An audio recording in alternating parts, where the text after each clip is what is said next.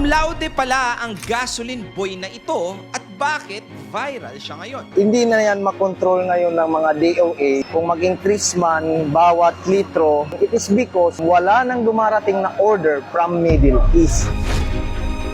If you've seen that viral clip, watch this video until the end dahil pag-uusapan natin ang totoong kwento sa likod ng viral gasoline boy na si Alkindar Amil. Wala talaga supply unless the DOA will prepare the price protection sa mga gasolinahan. At saka, alam din nila na hanggang April 15 na lang ang fuel ng Pilipinas. We also are awaiting some supplies coming in that are in transit. We are in good shape. Cum laude, tapos gasoline boy. Sayang ang pinag-aralan mo.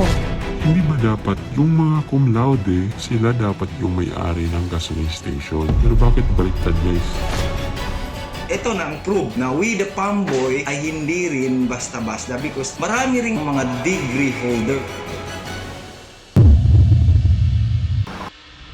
Yo, what's up? My name is Real Talk Darbs. Today, we're gonna be talking about another viral story na pinag-uusapan ngayon ng social media. Ang totoong kwento ng viral gasoline boy na si Alkindar Amil. Pero marami ang nagtatanong, paano nangyari na ang isang cum laude ay nagtatrabaho bilang pump boy sa isang gas station?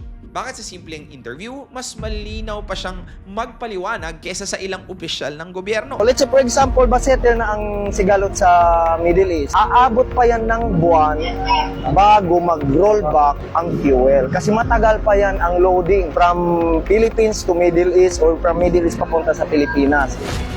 And of course, what are the things that we may be able to learn from this kind of situation? Let's find out. First, let me give you a brief context. Sa mga hindi nakakakilala, Alkindar Kins Amil is a 30-year-old gas station worker from Zamboanga City. He graduated with Bachelor of Science in Fisheries from Mindanao State University sa Sulu. Now, here's why the story starts to get attention. Hindi lang basta-basta degree holder, but he also graduated cum laude.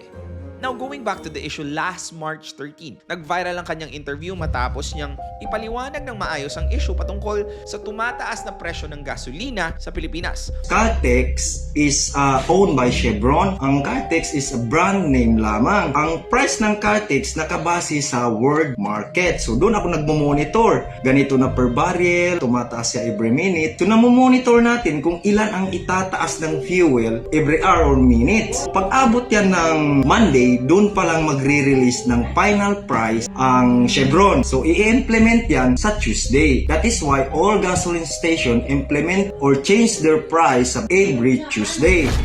At bakit hindi ito direktang kontrolado ng gobyerno? Actually, hindi na yan makontrol ngayon ng mga DOA kung mag-increase man bawat litro. It is because wala talaga supply unless the DOA will prepare the price protection sa mga gasolinahan.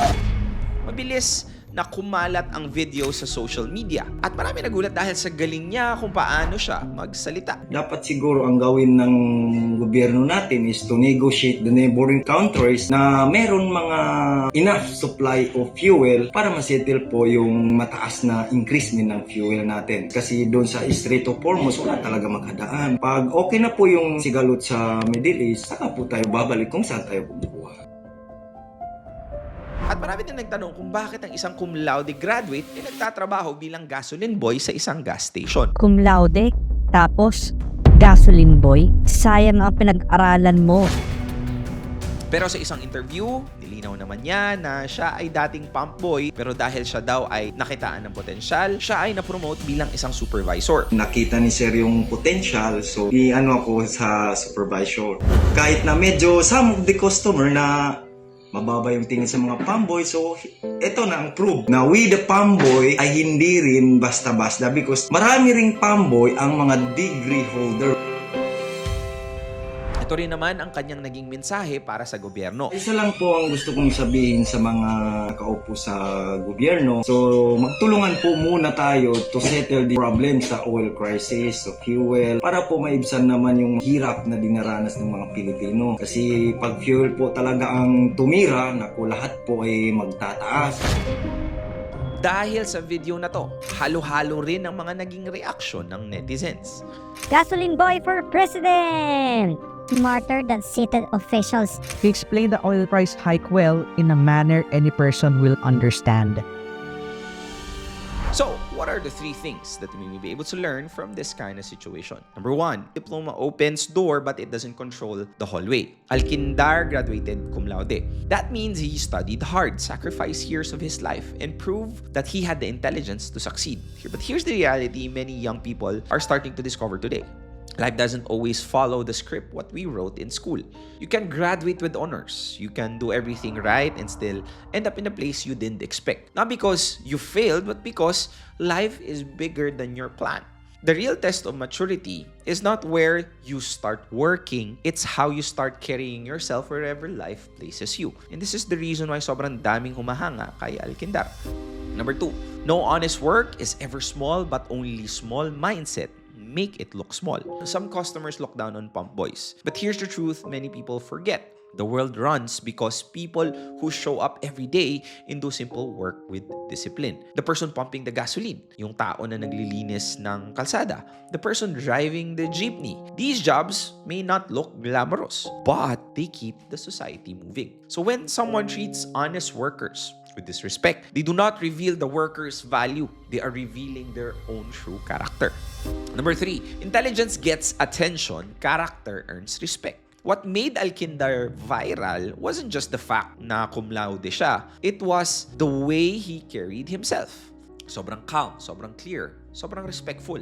Walang arrogance or shame in the work that he was doing. And that is very rare today. Because many people want the title of success, but very few are willing to embrace the humility that actually builds it. And remember na your diploma may prove you're smart, but your character proves who you really are. Real talk.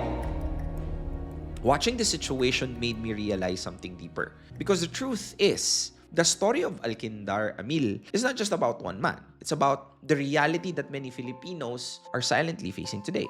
Maraming college graduates ngayon na sobrang hirap makahanap ng trabaho. Some are cum laude. Some have professional licenses. Some have years of education. Pero pagdating sa job market, sobrang kulang ng opportunities. Kaya maraming Pilipino ang napupunta sa trabahong malayo sa kanilang pinag-aralan. Hindi dahil sa kulang sila sa talento, but because they lacked opportunities. And that's why the story resonated with millions of people. Because deep inside, many Filipinos are asking the same question. Kung ang cum laude hirap makahanap ng trabaho, paano pa kaya kaming ordinaryong graduate? But at the same time, may isang bagay din na ipinakita ang kwento ni Alkindar. That dignity is not defined by your job title. Because kahit nasa gasoline station siya, he showed something that many professionals forget. Character. Because at the end of the day, your current job may not define your intelligence. But the way you carry yourself in whatever seasons of life you're in, that will always define your future.